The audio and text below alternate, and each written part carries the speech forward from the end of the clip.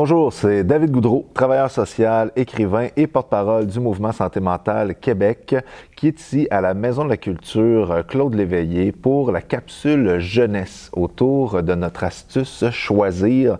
On vous encourage à aller fouiller sur le site du Mouvement Santé Mentale Québec, mouvementsmq.ca, pour voir comment cette astuce peut se déployer. Il y a aussi plein d'autres façons de prendre soin de sa santé mentale, de prendre soin de la santé mentale des gens qui nous entourent. Il y a même des fiches pour les employeurs. Il y a vraiment beaucoup de matériel à découvrir sur ce site. Et dans le cadre donc des capsules autour du thème Choisir, j'ai la chance de m'entretenir aujourd'hui avec Madame Lorraine Millette, qui est agente de recherche. On dit bien Millette? Oui, on peut dire Millette, Millette. Qu'est-ce que vous préférez? C'est important, l'identité. Millette, tiens. Millette, parfait. Je le savais, je l'ai senti en disant. J'ai donc la chance de m'entretenir avec Mme Lorraine Millette, on va garder le prénom, qui est agente de recherche au Centre de recherche et d'intervention sur le suicide, aussi connu sous le nom du CRISE, enjeux éthiques et pratiques de fin de vie à l'UQAM. Lorraine Millette est en charge des programmes jeunesse Les Amis de Zippy et Passeport s'équiper pour la vie. Dans notre fiche d'animation sur l'astuce Choisir, on écrit « Les jeunes à qui l'on offre plus de choix dans leur scolarité connaissent une plus grande motivation pour leurs apprentissages. » Est-ce que c'est vrai? Qu'en pensez-vous? Bien, est-ce que c'est vrai? Ça, c'est lourd un peu parce que je peux pas affirmer que c'est vrai. Par mes expériences en travaillant avec les enseignantes et d'autres professionnels, ce que j'entends beaucoup, puis les échanges qu'on a, c'est quand les enfants ont des bonnes habiletés sociales, ont des stratégies ou du moins ils se sentent outillés pour composer avec les défis, j'aurais tendance à dire que les choix, ils vont avoir plus de facilité à faire des choix parce qu'en amont, ils sont déjà mieux outillés.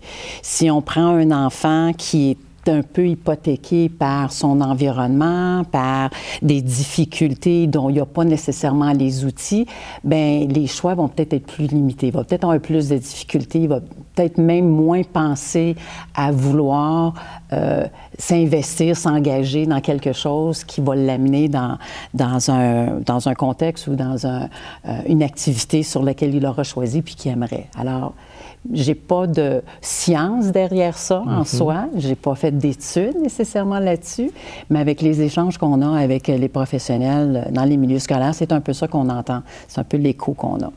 Disons que l'expérientiel tendrait à nous confirmer que plus on implique les enfants dans les activités pédagogiques, plus on leur laisse finalement une marge de manœuvre ou un choix dans les façons d'explorer, j'imagine, les connaissances, que ce soit le savoir-faire, savoir-être, c'est plus engageant et probablement plus mobilisant pour eux.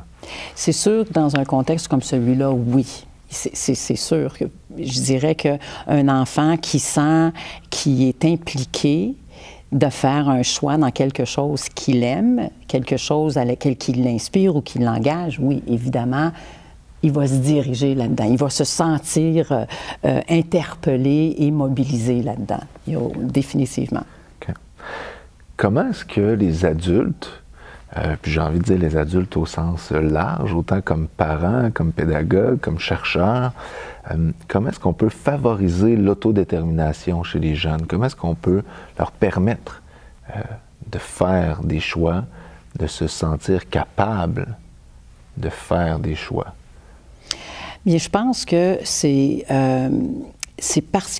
important d'encourager les enfants dans tous les choix qu'ils vont faire, de les encadrer puis de leur exprimer que c'est correct de faire des erreurs, que les erreurs vont faire en sorte que ça va les aider davantage à réaliser est-ce que c'est le bon choix dans un premier temps, mais de leur permettre de faire cette analyse-là, de leur donner un peu ce pouvoir d'agir sur un choix qu'ils aimeraient faire et moins les pousser vers quelque chose qu'un adulte pense qu'ils devraient faire. Les jeunes qui ont cette possibilité-là d'avoir une discussion, avoir le parent qui va être à l'écoute de ce que l'enfant choisit ou ce qu'il pense qu'il aimerait, dans quoi qu'il aimerait se lancer, et puis d'être là à le guider, à lui faire peut-être réfléchir sur d'autres choses. Fait que travailler un peu sur tout le côté de la réflexion critique, mais toujours en l'encadrant et non pas en l'influençant nécessairement. Fait que je pense que plus qu'on leur donne cette possibilité de naviguer dans leur choix, dans leur pensée, leur réflexion, le parent peut bien aider l'enfant à lui, effectivement, faire un choix qui va le mieux l'engager, mais surtout ce qui va le motiver à vouloir continuer. Mm-hmm. Parce que ça me semble être une toute petite fenêtre, la capacité de choix chez l'enfant, dans la mesure où les enfants vont souvent chercher à plaire aux parents ou aux professeurs, à vouloir deviner quel est le bon choix. Ouais. L'école telle qu'elle est faite ouais. encore aujourd'hui, même si elle est plus participative qu'elle ne l'était, on est encore à la recherche de la bonne réponse, de l'acquisition d'une connaissance. Et les adultes, traditionnellement, on veut former les enfants, on veut leur transmettre la bonne réponse. Oui. Donc, on dirait qu'il y a comme une double pression, finalement, sur les enfants internes et externes. Oui. Donc, ça demande, je crois, une réflexion consciente et un temps d'arrêt pour dire qu'est-ce que mon enfant, il est vraiment, lui laisser de l'espace, ne pas lui faire sentir mon attente. C'est ça. Lui enlever la pression de faire le bon choix. Oui. J'aimais beaucoup ce que vous disiez. Il y a un apprentissage à faire aussi dans le mauvais choix. Oui. Tout à fait. Ce serait correct. Tout à fait, tout à fait. Puis je pense que c'est une chose qu'on oublie un peu en tant que parents, parce qu'on a tendance ou adultes en général, on a tendance à couver un petit peu trop nos enfants et puis de ne pas leur permettre de vivre un échec, de ne pas leur permettre de réaliser que, bon, bien, tu as fait une erreur, mais ça ne veut pas dire que tu n'es pas bon, ça veut juste dire que c'est une erreur, puis c'est, bien, fallait plus comme ça, il faut le faire autrement maintenant pour que ça puisse fonctionner. Puis je pense que ça, c'est un rôle qu'on a à faire, même ne serait-ce la société en général. Les échecs, là, en tout cas, personnellement, j'ai trouvé que c'est pas quelque chose qui est très apprécié, mais en réalité, les échecs, ça nous permet de réaliser, est-ce qu'on était dans la bonne voie? Bien, évidemment, on ne l'était pas. Alors, il faut falloir qu'on bifurque dans d'autres choses, qu'on vérifie, ou mais qu'on ne se limite pas à juste « j'ai fait un échec ». Pour faire un peu un parallèle avec le travail que je fais avec les écoles, quand je fais la formation avec les enseignants, une des choses sur laquelle j'avoue que je travaille fort, c'est de leur faire comprendre que ce sont les enfants qui ont le savoir. Fait que quand ils font une activité avec notre programme Passeport s'équiper pour la vie, puis qu'on a besoin que les enfants trouvent une stratégie, c'est les enfants qui ont le savoir. Fait que quand je fais cette formation-là avec eux autres, c'est vous dites rien, vous dégagez de passer des jugements et laissez-les. Il faut que ça émerge de l'enfant. Alors, on pourrait prendre ce même concept-là avec, en tant que parent, en tant qu'enseignant, en tant que professionnel qui travaille, qui intervient auprès des enfants, ce même raisonnement-là. Faisons émerger ça des enfants, puis guidons-le. C'est pour ça que je disais tantôt au niveau là, de l'analyse critique, guidons-le là-dedans. On va y trouver des balises, mais il faut le laisser à l'intérieur de ces balises-là, faire cette réflexion-là et de dire « Ah, ben tiens, oui, je suis capable, j'ai un pouvoir d'agir là-dedans. Je ne suis pas obligé de toujours faire ce que les autres veulent exactement que je fasse pour eux. » Leur laisser de l'espace, mais un réel espace. Tout à fait. Qui existe peu dans les faits, dans la vie des enfants au quotidien, à travers l'école, le parascolaire, les activités sportives. C'est souvent très encadré. Il y a un comportement à avoir, une réponse à donner, et on leur laisse peu d'espace, finalement, pour apparaître vraiment tels qu'ils sont, qui ils sont profondément, avec parfois de mauvaises décisions. Tout à fait. On en fait encore. Je me permets une anecdote, mais cette idée de permettre le mauvais choix, moi j'ai le souvenir très clair à la ronde, je dois avoir 7 ou 8 ans, je veux jouer à un jeu, mettre de l'argent pour gagner un gros toutou. Et mon père m'a dit, ben, tu as juste assez d'argent pour acheter un petit toutou, en souvenir. Si tu mets de l'argent pour essayer de gagner le gros toutou, puis tu perds, tu n'auras rien du tout. Fait que c'est soit le petit toutou sûr, soit peut-être un gros toutou, peut-être rien. Et évidemment, j'ai perdu mon petit argent de poche. Je n'avais pas de toutou. Et j'ai trouvé que c'était d'une injustice incroyable. Je suis sorti de la ronde, ma cousine avait un toutou, pas moi, j'ai braillé ma vie. Mais quelle leçon de vie! Ben Donc, oui. je me souviens aujourd'hui, si j'avais eu un 144e toutou, ça aurait passé dans le bar. Tout à fait. Mais là, j'ai appris que je peux prendre de mauvaises décisions Oui, et il y a un adulte à quelque part qui va tolérer ma souffrance tout à fait. puis qui ne va pas pallier à ça systématiquement. C'est oui. bien? Ah oui, tout à fait. Bon, merci Ah oui? papa. Donc, est-ce que soutenir l'autodétermination veut dire ne pas mettre de cadre? Jusqu'à quel point laisser de l'espace, c'est ne pas mettre de cadre? Bien, non, j'ai tendance à penser que c'est important de donner un cadre ou donner, de faire des, moi j'appelle ça donner des balises aux enfants parce que on s'entend que ça les insécurise beaucoup. Ils sont jeunes, ils n'ont pas d'expérience de vie, ils ne savent pas à quoi s'attendre, ils sont un petit peu ignorants de plein de facteurs. En tant que parent, en tant que professionnel, en tant qu'adulte, je pense que c'est important de donner des balises. À l'intérieur des balises, on peut les laisser être libres, puis être eux-mêmes, puis avec toutes leurs couleurs, puis leurs expériences. Mais je pense que c'est essentiel de bien les encadrer. Puis encore là, les encadrer dans le sens où un peu des protéger d'une certaine manière, parce que c'est sûr que si tu as un jeune qui a jamais fait, je sais pas moi, de l'escalade, puis là, papa, je veux faire de l'escalade, OK, c'est bien le fun, mais il y a quand même des étapes avant qu'on puisse arriver à monter la montagne. Fait que c'est dans ce sens-là, je parle au niveau des balises. Pas de mettre des balises où l'enfant n'a pas de place, puis c'est rigide. C'est juste de dire, OK, oui, tu veux entreprendre ça, c'est le fun, c'est honorable, OK, c'est ce que tu veux faire. Bien, voyons quelles sont les étapes et c'est là le parent peut le guider en ayant ces étapes-là ou ces balises-là. Dire, bien, dans le cadre de ça, il faut que tu fasses ces étapes-là pour arriver à tes fins, parce que sinon, ça ne fonctionnera pas. Ou encore, pire que ça va te faire peur, puis tu ne voudras plus continuer. C'est vraiment intéressant, en fait. C'est donc de maintenir un espace de liberté, laisser de la place pour les choix. Donc, il y a une véritable autodétermination. Je vais faire ceci plutôt que cela, mais je ne ferai pas n'importe quoi. Parce qu'on m'a dit jusqu'où je pouvais aller. Donc, il y a un appel à la découverte, mais quand même dans un cadre. Ça me rappelle, je crois que c'est Piaget qui disait tout ce qu'on fait à la place des enfants, on leur empêche de le découvrir et de l'expérimenter. Tout à fait. Donc, c'est cet équilibre-là. Oui. Puis il y a aussi une question de rythme de la société. Oui. Je pense à tous mes amis professeurs qui vont écouter cette capsule en disant « Oui, c'est vrai, c'est important, mais on n'a pas le temps. J'en ai 32, j'ai 4 cas problèmes. Il faut que je leur apprenne à conjuguer les verbes du premier groupe avant juin. » Qu'est-ce qu'on fait, t'sais?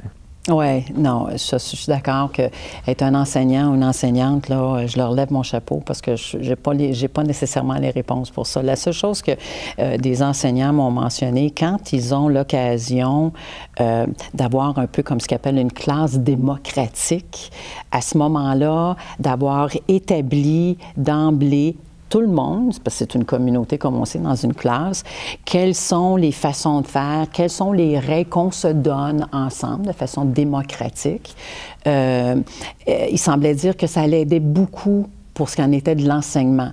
Parce qu'ils s'ils n'ont pas déjà une structure dont les enfants ont participé à mettre cette structure-là en place. C'est pas l'enseignant qui est arrivé et qui a dit « bon, ben, on fait ça comme ça, comme ça ». Non, pas du tout.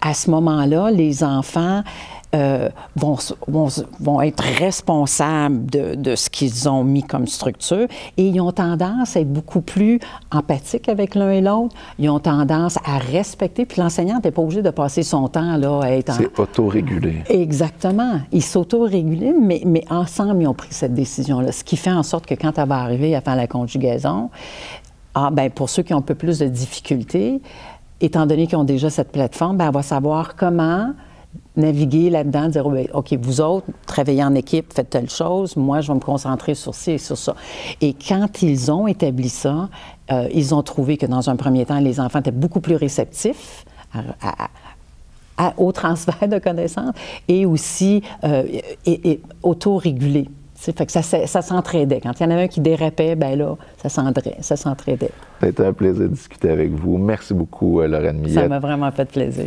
Merci. Bonne journée. Vous aussi. On va prendre une pause musicale avec le groupe Le Couleur qui nous offre le meilleur du disco, du yéyé, de la chanson française. Un groupe de Montréal à découvrir. Bonne écoute.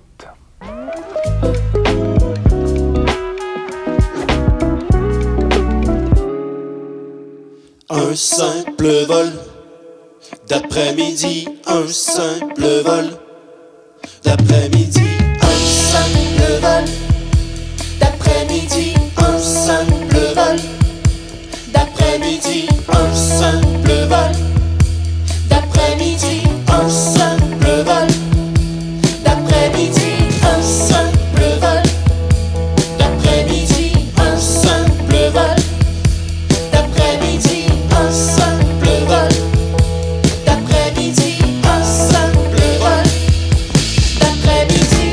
Sourire, soupir sur cette chaise, prétendre attendre l'arrivée. Tes cheveux, tes yeux verts, je m'y perds, vois comme c'est malheureux. Cette nuit sur les ailes de l'oiseau, je pourrais lentement mourir. Quand ses mains caresseront mes cheveux en plein après-midi.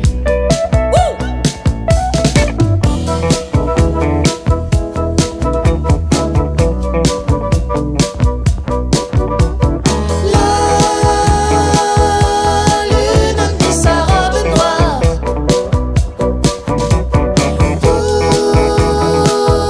pour ce simple vol d'après-midi. Quand ses mains caresseront mes cheveux en plein après-midi.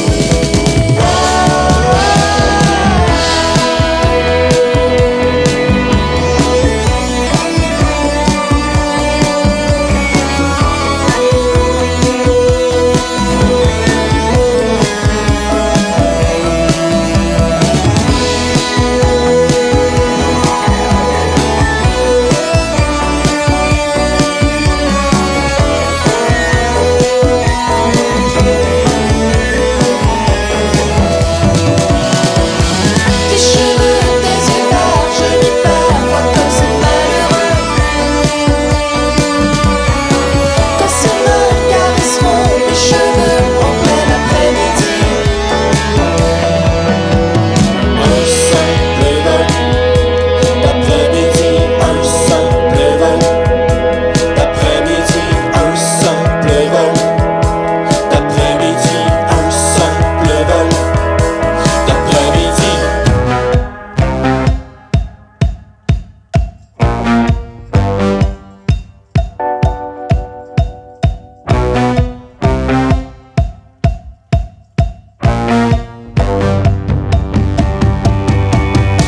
Un simple vol d'après-midi qui tourne en tragédie. Un simple vol d'après-midi, le plus beau de notre vie. Le bagage à main interdit, de tours infinis. Un simple vol d'après-midi qui tourne en tragédie.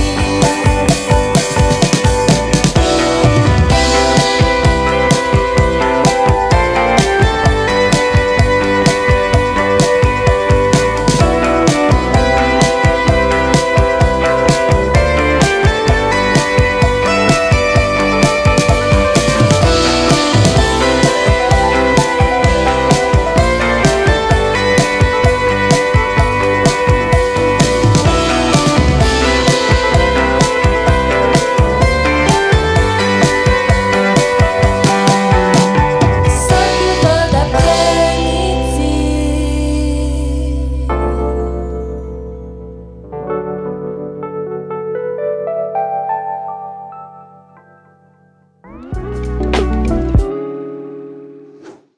On remercie le groupe Le Couleur de Montréal pour cette pause musicale. On vous encourage à les découvrir sur toutes les plateformes d'écoute disponibles et surtout à aller les voir en spectacle, les arts vivants. C'est bon pour notre santé mentale et aussi bon pour la santé mentale des artistes sur scène. Alors, n'hésitez pas à aller les voir. Pour terminer ce bloc capsule jeunesse et autodétermination, j'ai la chance d'accueillir nul autre que Gabrielle Ouimet. Directrice artistique chez Tank, plateforme web de documentaire. Chargée de cours à la Faculté des arts et des sciences, département de littérature et de langue du monde et étudiante au doctorat en bain des affaires. Ça, j'adore cette partie-là de ta biographie. Je vais même me permettre d'être un peu curieux. Pourquoi en bain des affaires? Ah, j'espérais qu'on ne me pose pas la question. Voilà qui est fait. Parce que j'étudie j'ai une affiliation particulière à un programme, mais je fais rentrer dans mon projet de thèse plusieurs autres départements puis domaines, mettons. Okay. Ce qui fait que quand les gens me demandent dans quoi j'étudie, je ne sais plus quoi répondre parce que c'est comme un heureux mélange entre études allemandes, traduction, linguistique, cinéma documentaire qui se rencontrent dans mon projet. Fait que, mais c'est un heureux mélange. Oui, très heureux. Il fait du bien au moral. Donc, on est dans une forme d'autodétermination jusque dans les études doctorales où tu as réussi à te créer une espèce de bulle très particulière, originale, mais qui te ressemble et dans laquelle tu as envie de te déployer. Oui, c'est ça. Fait que c'était un petit peu de travail de, disons, trouver ou créer mes propres chemins qui contournent un peu parfois les codes académiques, universitaires, les examens qu'on doit passer au doctorat et tout. Fait que c'est ça. Fait que j'ai opté pour un projet de recherche-création qui est quand même vraiment pas typique d'un programme de traduction linguistique dans lequel je suis inscrite à la base. Ce qui fait que oui, effectivement, c'est à moi de créer un peu la structure de mon programme puis de défendre le fait que pour moi, c'est important de cheminer comme ça auprès des jurys puis des professeurs qui m'entourent. C'est génial. J'ai entendu dire, et tu viens de le démontrer, que tu es quelqu'un de très autodéterminé, qui fait des choix en fonction de tes valeurs et de tes besoins. Qu'est-ce qui a contribué à développer cette facette de ta personnalité? Est-ce que c'est l'école? Est-ce que c'est tes lectures? Est-ce que ce sont des rencontres? Qu'est-ce qui t'a amené à être justement aussi libre dans tes choix et aussi cohérente entre ta volonté et tes actions, j'ai envie de dire, tes décisions dans le concret, dans le réel? Mm-hmm.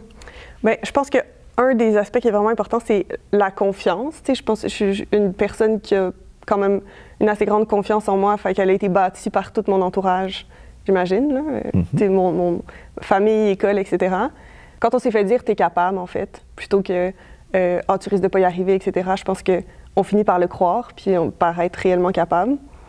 Fait que je pense que, puis aussi le fait que je sois allée dans une école alternative au primaire, qui était beaucoup, où l'éducation était beaucoup basée sur le développement de l'autonomie, la prise de responsabilité. C'est ça, c'était comme une façon d'apprendre où on avait beaucoup d'agentivité en tant qu'étudiante, élève. On nous dit qu'on a les capacités d'initier des projets puis de créer des projets, puis on le fait, puis on y arrive, tu sais, avec le soutien aussi des gens bienveillants autour de nous. Fait qu'à partir du moment où c'est ça, on a réalisé quelques projets, bien, on se rend compte qu'on est capable, puis ça continue comme ça pour le... Et ça percole jusqu'à l'université, jusqu'à la vie adulte. Ouais. Après, une fois que c'est ancré, tu sais, c'est là, j'imagine. Puis c'est vraiment cette approche alternative dès le primaire qui t'aurait donné un certain élan vers la capacité à porter tes projets toi-même, à te faire confiance, à aller au bout de l'autodétermination et de demeurer cohérente avec qui tu es profondément. Bien, je pense qu'en partie, mais après, ça n'a pas fait cet effet-là à tout le monde, l'école alternative. Fait que je pense que c'était comme un mélange aussi avec l'environnement familial, puis tout l'environnement amical, familial dans lequel j'ai grandi, etc. Toutes les personnes autour, finalement, j'entendais de la bienveillance ou un certain regard, finalement, qui dit « t'es capable », mais c'est pas des mots creux. C'est pas « t'es capable, va jouer dehors », là. C'est « t'es capable, mais je crois en toi ». Oui. Okay. Fait que de faire reconnaître le bon dans ce qu'on fait, en fait, plutôt que... C'est ça, de reconnaître le bon, puis d'amener de la critique constructive, je dirais. Génial. Donc, à l'école, on faisait participer à des décisions. Est-ce que ça voulait dire qu'il n'y avait pas de règles ou qu'il fallait assumer ses choix? Est-ce que dans ce modèle alternatif, tu sentais qu'il y avait un certain laisser-aller ou il y avait une espèce de cadre à l'intérieur duquel vous aviez une grande liberté? Non, il y avait certainement un cadre, là. Il y avait... c'est ça, il y avait beaucoup de structures. En fait, comme par exemple, C'est juste que la prise de décision n'était pas réservée aux membres du personnel, c'était aussi partagé avec les élèves. Fait que, par exemple, une fois par semaine, on avait une assemblée générale qu'on animait nous-mêmes. Des enfants. Des enfants, mais tu sais, les adultes étaient là, puis ils nous soutenaient là-dedans, là, tu sais, puis si ça prenait le bord, ben, tu sais, ils nous ramenaient un peu, mais c'était quand même nous qui l'animions, le conseil étudiant de l'école. Puis là, on avait un petit tableau, puis pendant toute la semaine, on écrivait les points qu'on allait vouloir aborder à l'Assemblée générale, puis chaque personne venait aborder le point. Puis toute l'école était là, tu sais, on était 50, fait que c'était dans le gymnase. Fait qu'en tout cas, il y avait ce genre de structure-là. Avec un pouvoir décisionnel réel. Ouais. Par exemple, pour les travaux, on avait une liste de tâches ou de devoirs, de travail qu'on devait faire pendant la semaine, accomplir pendant la semaine, mais on était responsable de notre propre horaire. Mais en même temps, il fallait qu'on les ait accomplis à la fin de la semaine, puis il y avait quand même un suivi des profs de savoir est-ce que tu comprends, qu'est-ce que tu as fait, est-ce que tu as avancé. Nous sommes jeudi, il n'y a pas grand-chose de fait. Oui. Hein? Fait que, tu sais, on devait apprendre à s'organiser. Puis il y a des gens qui avaient plus de difficultés au départ, mais après, c'est un apprentissage. Là. Au bout d'un moment, tu y arrives, tu n'as pas le choix. Fait que c'est ça. Fait qu'il y avait à la fois beaucoup de liberté, mais aussi beaucoup de soutien puis de structure. OK. Je me fais un peu l'avocat du diable dans la mesure où on est dans un milieu de 50 élèves, ce qui est quand même particulier. C'est un luxe jusqu'à un certain point de pouvoir avoir si peu d'élèves dans une école, de pouvoir les mobiliser, de leur donner un pouvoir décisionnel. J'ai déjà entendu comme critique la démocratie athénienne, ça fonctionnait, mais il était juste 5 000 à voter, puis pas les femmes, pas les esclaves, peut-être. Donc, est-ce que c'est possible de transposer un modèle comme ça, aussi participatif, aussi, j'ai envie de dire, vivant, d'une espèce de démocratie directe, hebdomadaire, dans une école primaire un peu surchargée de Montréal-Nord ou de Sherbrooke? Est-ce que c'est possible, d'après toi? Bien, c'est sûr que c'est pas la même réalité, puis effectivement, c'est vraiment un privilège là, d'avoir une petite école comme ça, mais je sais pas, après, moi, je suis pas pédagogue ou genre, tu sais, mais moi, je pense qu'il y a moyen de travailler dans cette direction-là, c'est sûr, tu sais, puis après des écoles primaires de, je sais pas, de centaines d'élèves, il y a peut-être moyen de créer cette espèce de petite bulle démocratique, mais dans chacune des classes, tu sais, plutôt que dans l'école au complet ou comme d'impliquer, tu sais, puis c'est aussi, je pense, juste des responsabilités qu'on nous donnait qui étaient comme considérées comme parascolaires, tu sais, juste de s'occuper on avait à s'occuper de la classe comme on a à s'occuper d'une maison, tu sais, il y avait quelqu'un qui était responsable des plantes, responsable de ci, de ça. Fait que ça aussi, puis on décidait qui était responsable de quoi, fait que je sais pas comment ça fonctionne vraiment dans les écoles qui sont plus traditionnelles, mais tu sais, ça, je pense que c'est possible d'instaurer ça partout. Absolument. Puis ça donne des responsabilités aux enfants, puis je pense qu'en donnant des responsabilités, on montre aussi qu'ils sont capables de faire des choses. Donc, c'est d'adapter un peu ce modèle-là qui a été extrêmement bénéfique pour toi, si ça inspire des personnes à l'écoute, soit des profs ou des parents d'élèves qui auraient envie d'aller jaser avec la direction, c'est de voir comment ça peut être adapté. Si l'école est trop grande pour organiser une vraie assemblée en incluant tous les élèves, est-ce qu'on peut le faire à l'échelle d'une classe ou à l'échelle peut-être d'un niveau? Les 4e années s'organisent entre eux, 5e année de l'autre côté. Mais tu crois profondément que ce modèle-là qui responsabilise tout en augmentant la participation, c'est quelque chose de déterminant chez l'enfant qui deviendra éventuellement un adulte autodéterminé? Bien, moi, je suis convaincue que ça a aidé mon autodétermination. Après, je pense pas que ça aide celle de tout le monde. Puis je pense pas que c'est tout le monde qui passe par une école alternative à qui ça va bien. Mais je pense que c'est aussi une façon de penser. C'est-à-dire que, je sais pas, un mode d'enseignement. Je pense que c'est aussi une approche, en fait. Fait que c'est pas juste... Pour moi, c'est pas juste comme la structure de l'école, c'est aussi l'approche des profs. La philosophie derrière. Oui, c'est ça. Fait que ça, je pense que après, chaque prof est plus ou moins libre d'avoir sa propre philosophie d'enseignement. Alors, j'accepte cette réponse. Elle est très pertinente. Je te remercie, Gabrielle, pour cette rencontre. Merci. Alors, merci à tous pour votre écoute. On vous encourage évidemment à poursuivre la réflexion sur le site mouvementsmq.ca. Allez voir, il y a plein d'astuces, il y a plein de pistes intéressantes pour prendre soin de vous et de votre santé mentale. Au plaisir de recroiser votre route.